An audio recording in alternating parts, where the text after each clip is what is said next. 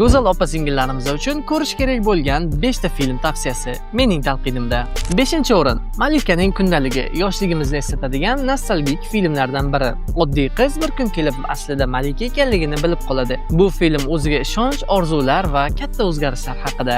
4-o'rin Andisha va g'urur romantik filmlar ichida eng nafis klassikalardan biri. G'urur va muhabbat o'rtasidagi nozik kurashni juda ham chiroyli ko'rsatadi. 3-o'rinda Iblis Prada kiyadi. To'g'ri, film nomi sizga biroz g'alati eshitildi. Bu filmni aslida qattiqqo'l xonim deya tarjima qilishgan. Moda olami, kuchli ayol xarakteri va karyera haqida ajoyib film. Ko'pchilik bu filmni ayollar uchun motivatsion filmlardan biri deb hisoblaydi. Ha, aytgancha yaqinda bu filmning ikkinchi qismi ham chiqadi. 2-o'rinda Adelin. To'g'risi, mana shu ro'yxatda o'zimga eng yoqqan filmlardan biri ham mana shu. Bir ayol tasodifan qaramaydigan bo'lib qoladi, ammo abadiy yashash ham oson emas.